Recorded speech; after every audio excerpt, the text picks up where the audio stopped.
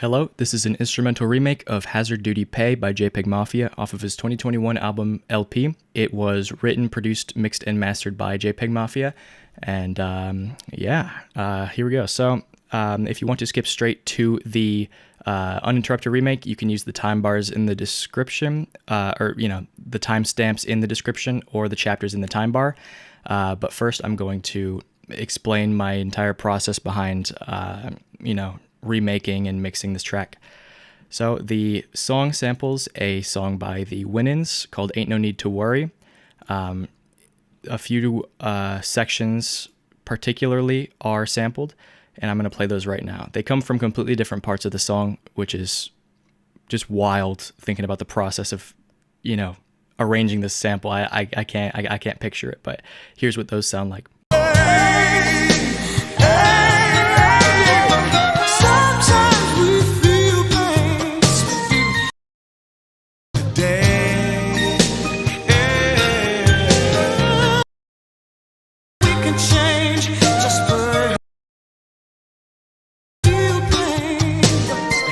Now there are two loops created out of this sample, and I'll go ahead and play that first loop for you now.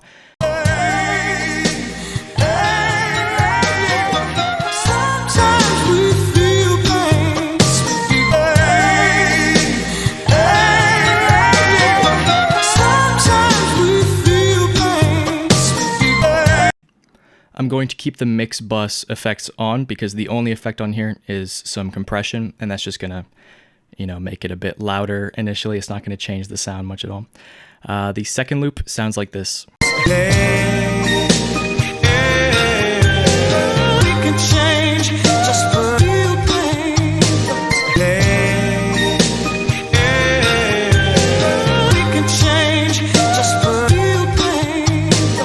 So for the effects on these, I'm going to, so we first have it, changed to the third track here. This has some light compression, Ozone 9 for dynamic EQ, a parametric EQ 2 for cutting out the low end and some of the high end. And then we have a light reverb. And with those applied, this is what it sounds like. As opposed to without.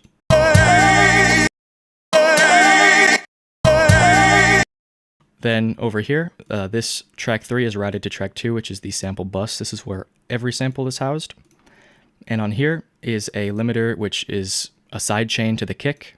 We have two EQs here, a limiter here, which acts as saturation, and then some more compression here.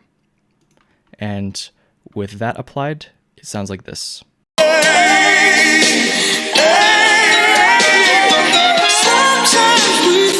As opposed to without.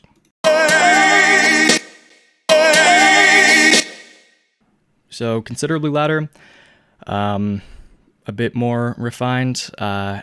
Honestly, I dislike that addition to the sound when it's just by itself, but it helps a lot when the mix is all happening at once, when there's the drums and the bass and everything. It sounds a lot cleaner that way. Now on to the drums. So the kick here, I'm going to take processing off the drum bus and the kick. The kick sample that I used sounds like this. Now on the kick track here, I have an EQ, which just boosts the mid-range, and then Camel Crusher compressor. And with that addition, it sounds like this,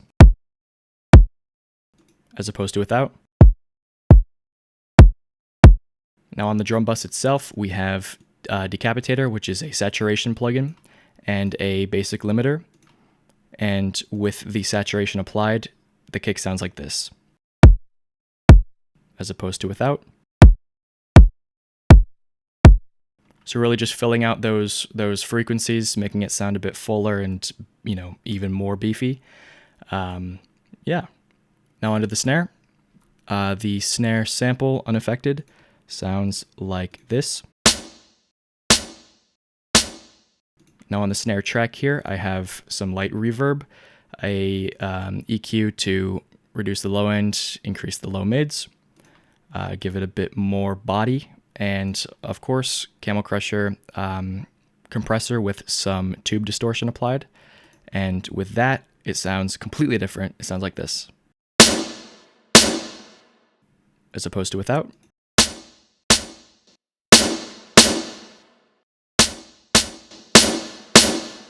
With saturation, it sounds like this. Now onto the hats. The hats on this track are really interesting and were really painful to try and remake because they're super metallic. The first hat I made by stacking two hats together, and the other hat is just one sample. I have these two separated here and then one here, and volume adjusted. Those tracks are routed into the hats track itself, which has some light reverb and EQ to remove the low end, and Soothe 2, which is absolutely necessary because they don't sound pleasant on the ears. It sounds kind of like nails on a chalkboard, really. So here is that without any processing. Now, with those effects added here, it sounds like this, as opposed to without. And then with the saturation on the drum bus, that also helps it not be so harsh, and that sounds like this.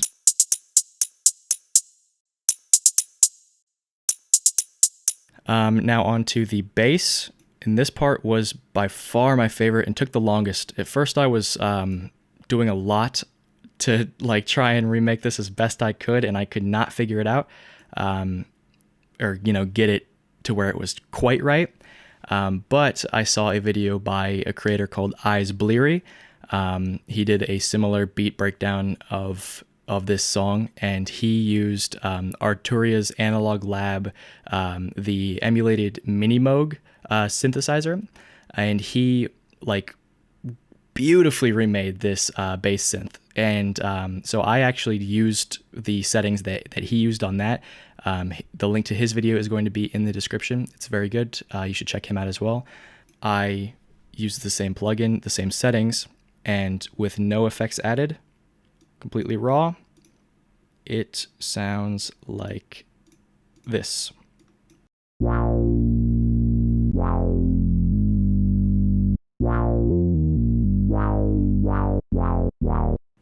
So with all of these effects added, two limiters, one which is a sidechain, one which is gain boost, and two EQs, which are seen here, the bass synth sounds like this.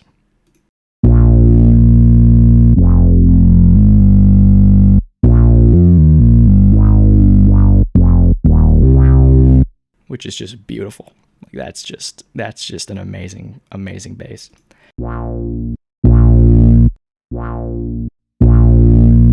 A really completely different sound altogether. And then I have this bass track routed to these two tracks here. Track 11 nearly monos it, and has some more saturation. Actually, not more, just it has saturation. And then that's routed to track 12, which has another sidechain. Whoopsie daisy. Has another sidechain and another EQ here just to, mess with the sound of it some more and cut out the low lows and the high highs. With that saturation and this applied, the bass sounds like this.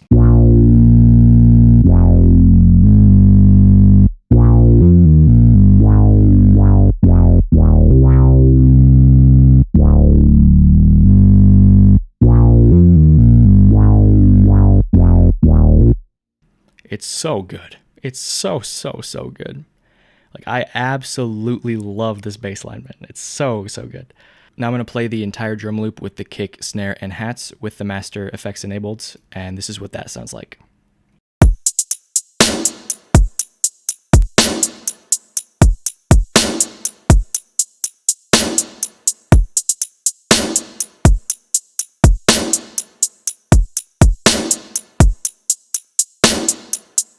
So on the master track, I have Ozone 9, where I used a tiny bit more compression, a dynamic EQ, and this equalizer here.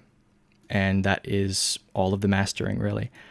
So let's talk a little bit about this intro section here. There are some interesting effects on it. I added an automation clip here for the effects on it. They shift and do weird stuff, and this is what that whole beginning section sounds like. In the morning, as I feel of nightfall, when darkness comes and covers all.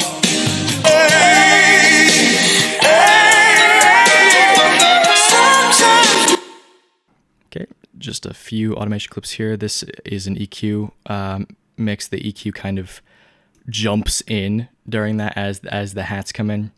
Neat little effect there. And then right here before the drop, the kick is shortened and duplicated a ton of times over on top of itself. This effect is very similar to the one used in 1539 North Calvert, Peggy's most popular track. In the beginning instrumental section, there's a very similar kick, like rapid roll type thing that he does, and this is what that sounds like.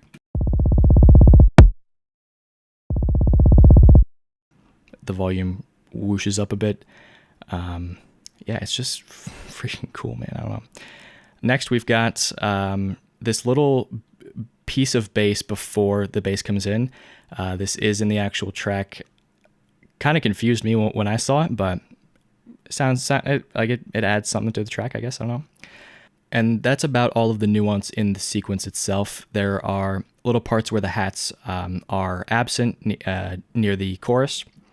We've got the end section here. I didn't really know how to end it, so I messed with it a bit and just came up with this little ending. I changed the bass to not glide upwards at the end, but to stay on that resolution note.